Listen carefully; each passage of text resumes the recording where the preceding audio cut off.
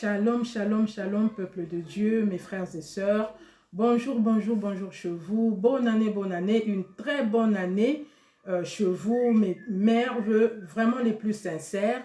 Je vous souhaite le meilleur cette année qui commence et vraiment que Dieu nous bénisse, que Dieu soit avec nous, que Dieu continue avec nous parce que Dieu ne s'est pas arrêté, il est avec nous, il continue avec nous. Je vous souhaite vraiment le meilleur à toute ma famille, à tous les brebis du Seigneur qui sont avec moi, qui partagent avec moi, qui me soutiennent, ma famille en Belgique, ma famille en France, ma famille en RD Congo, ma famille au Canada, ma famille en Allemagne, ma famille partout dans le monde. Vraiment que Dieu vous bénisse, une très bonne année chez vous. Et moi, je vous souhaite le meilleur au nom de Jésus-Christ de Nazareth. Que la paix du Seigneur soit chez vous et que le Seigneur Jésus-Christ protège tout le monde qui va suivre ce message que Dieu nous a donné pour notre bonheur, pour notre salut. Que la paix du Seigneur Jésus-Christ soit avec nous. Amen. Mes frères et sœurs, je suis là aujourd'hui pour vous emmener ce message qui est normalement pour moi, je me disais, pour moi, je voulais bien, j'ai calculé de le donner l'année passée, l'année qui vient de finir, donc hier par exemple, mais Dieu m'a pas permis, Dieu m'a permis de passer le message aujourd'hui. Pourquoi? Parce que c'est seulement cette nuit que Dieu m'a donné le thème de notre message, notre partage aujourd'hui. C'est seulement dans la nuit de cette nuit. Donc j'ai dormi tard, mais Dieu, dans son amour, il m'a donné le thème, le contenu, donc, de ce que ce qu'il veut dire, l'idée du contenu qu'il m'a donné, parce qu'il m'a donné le contenu l'année passée déjà. Donc, c'est quoi le contenu, c'est quoi le thème d'aujourd'hui? Dieu m'a donné aujourd'hui, il me l'a dit par sa voix audible, au volant en 2020. Pas au volant pour 2020, mais au volant en 2020. Dieu est clair parce que c'est cette nuit. Donc c'est ce matin, parce que j'ai dormi presque le matin. Donc c'est aujourd'hui que Dieu m'a donné le thème. Au volant en 2020. Pourquoi Dieu m'a parlé de volant, de la conduite? C'est donc la conduite. Pourquoi Dieu est parti facilement? Il n'a pas cherché à aller à gauche, à droite. Il est parti simplement, d'abord, tout simplement avec nous. Pourquoi? Parce que mes frères et sœurs, Dieu s'est servi de la voiture. Pourquoi? Parce que la voiture matérielle, on va d'abord prendre la voiture matérielle, mais ça nous aide à comprendre mieux l'idée de Dieu. Il m'a donné le volant. Le volant, c'est la conduite. La conduite, la voiture, c'est nous. C'est de notre comportement que Dieu veut parler. Et pourquoi Dieu s'est servi de la voiture? Parce que de la même façon dont nous respectons les lois du pays et le code de la route, c'est de la même façon que nous devons nous conduire spirituellement, obéir à Dieu. Je vais vous expliquer. Par exemple, mes frères et sœurs, vous connaissez ceux qui conduisent, vous connaissez qu'il y a un code de la route qu'il faut respecter. Il y a des choses que tu dois avoir avec toi-même à bord de ta voiture, par exemple. Tu dois avoir un permis de conduire. Tu dois respecter le code de la route. Tu dois avoir ta ceinture de sécurité quand tu es derrière le volant. Tu dois avoir quelques papiers, documents avec toi que tu dois présenter au cas où il y aurait contrôle. Par exemple, tu dois respecter les feux. Donc, tu dois respecter le code de la route. Sans ça, si par exemple tu tombais sous le contrôle ou tu faisais quelque chose, tu réveillais l'attention des agents de contrôle, ils vont te suivre après, comme on a souvent vu, et tu auras des problèmes. Pourquoi? Parce que tu n'aurais pas respecté le code de la route. C'est la même façon dont Dieu m'a parlé. Parce que moi, j'ai prié, j'ai commencé à demander à Dieu depuis l'année passée. J'ai dit à Dieu, j'ai prié, j'ai dit, Dieu, dis-nous un mot. Donne-nous un mot pour l'année qui commence. Si tu donnes un mot à moi, tu donnerais aussi un mot à tes enfants. Donne-nous un mot, dis-nous quelque chose. Comment nous devons, qu'est-ce que tu attends de nous, ta volonté? Pourquoi? Parce que c'est la volonté de Dieu qui prime. Parce que si nous faisons la volonté de Dieu, ben nous sommes bénis. Nous sommes bénis parce que la parole de Dieu nous dit que l'obéissance vaut mieux que les sacrifices. Donc, vaut mieux respecter à Dieu, la volonté de Dieu d'abord, et tu seras béni après que faire ce que tu veux et croire que tu fais des choses comme il faut. Voilà pourquoi j'ai prié et Dieu m'a montré ceci. Mes frères et sœurs, j'ai dormi pour la première fois parce que Dieu m'a montré sa volonté et il l'a confirmé 4 fois. La première fois, Dieu m'a montré que je dormais et j'ai vu une personne entrer dans ma maison. Cette personne-là a ouvert mon frigo dans ma cuisine parce que là, je suis dans la cuisine de toute façon. Et la personne est entrée dans la cuisine et la personne a ouvert mon frigo. Et la personne commençait à se servir. Mais c'est que cette personne à se servir ne se trouvait pas dans mon frigo, mais je l'ai vu dans mon rêve. La personne commençait à prendre la bière. Cette personne-là buvait et moi, je regardais la personne. J'étais là, mais je ne disais rien à la personne. C'est comme si la personne s'est permis d'entrer. C'est comme si je connaissais la personne. C'est comme si il était libre d'entrer chez moi et se servir de l'alcool. Et la voix de Dieu me dit, voilà, cette personne est entrée chez toi parce qu'il a trouvé quelque chose qui lui appartient chez toi. Donc, si il y aurait l'alcool dans la maison de mes enfants, c'est quelque chose que le diable reconnaît.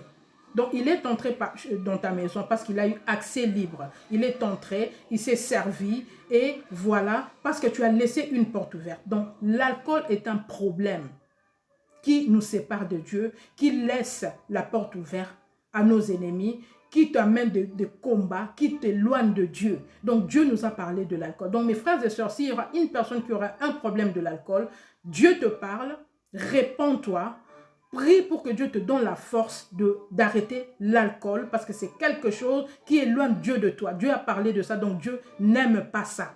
Dieu n'aime pas ses enfants, surtout si tu es un alcoolique, bien-aimé, ma soeur, mon frère, vraiment que Dieu t'aide parce que Dieu t'a envoyé le message. Vraiment, j'ai fait arriver le message de Dieu.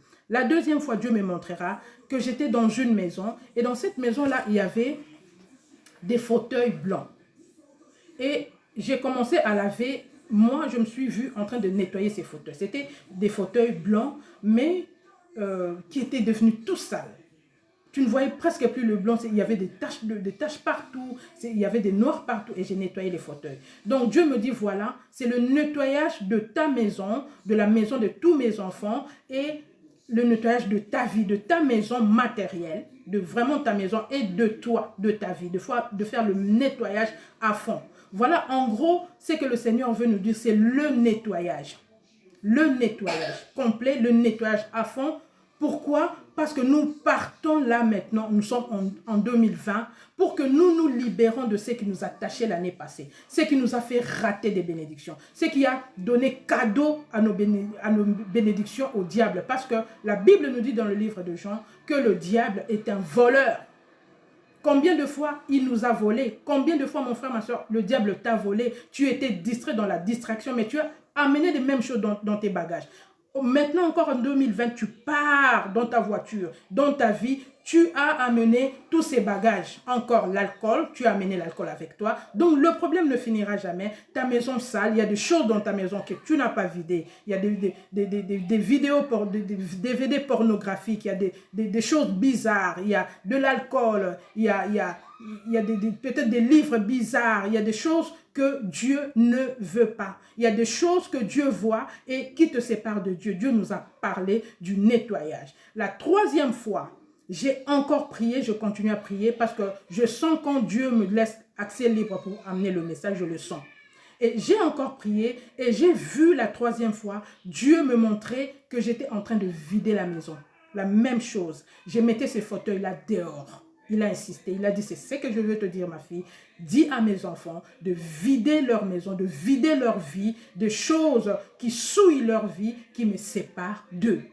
C'était le nettoyage à fond pour que Dieu te donne, mon frère, ma soeur, c'est que tu as toujours demandé, tu dois vider, tu dois enlever ce qui t'encombre, ce qui suit ta vie, ce qui te sépare de Dieu. La troisième fois, Dieu, je prie. Et Dieu me montre, ça c'était avant-hier, pour la troisième fois. Je prie Dieu et Dieu me montre, en fait la troisième fois, il m'a donné 2 messages en même temps. La troisième fois qu'il m'a donné le message. Dieu me montre un endroit, on m'amène quelque part, Dieu il m'amène en esprit, j'entre quelque part et cet endroit qui m'a emmené c'était une maison. Et je me retrouve là, j'étais avec l'esprit justement, avec moi, je trouve une femme devant une réception Et l'Esprit de Dieu me dit, c'est une maison de travail. Alors, je regarde tout autour de moi, je dis, bon, d'abord, bon, je vends des chaussures, des vêtements, mais là, je ne vois rien. Je ne vois pas ce qu'on vend. Et l'Esprit de Dieu commence à me montrer des photos, les filles qui travaillent là.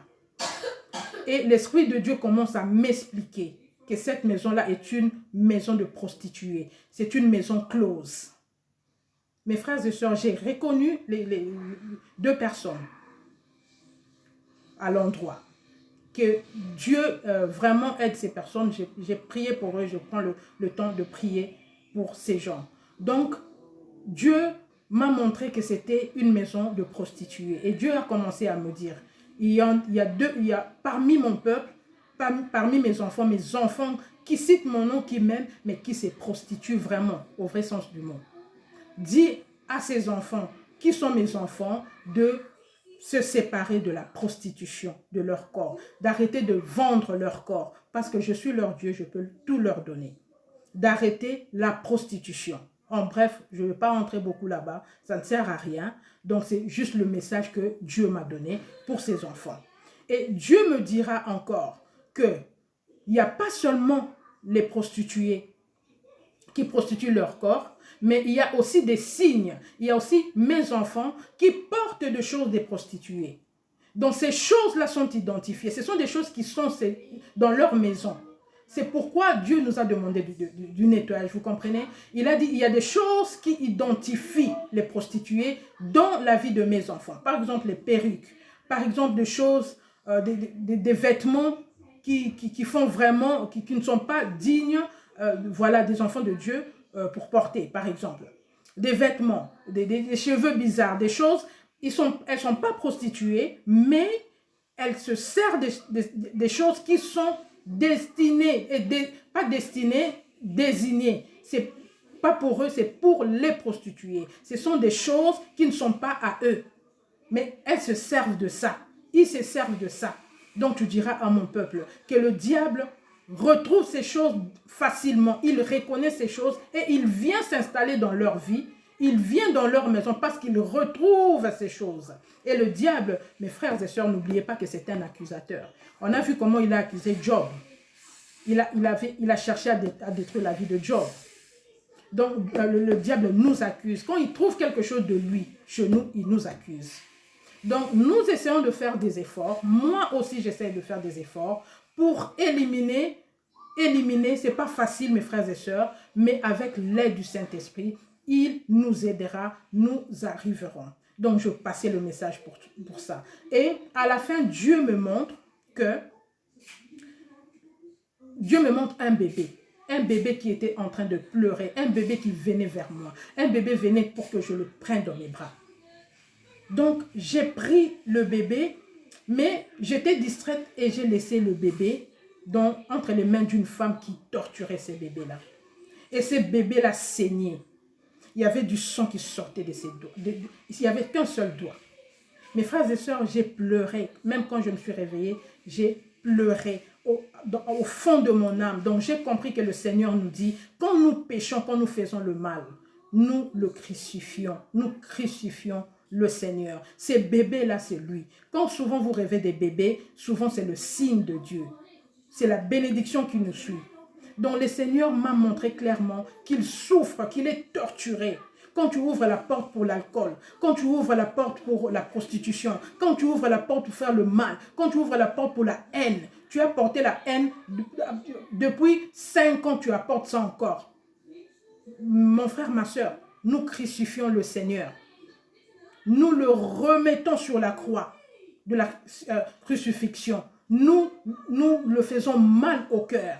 Nous torturons. Et tous ces gens-là s'emparent de lui pour le faire du mal. Parce que nous avons ouvert des portes. Parce que nous n'avons pas obéi.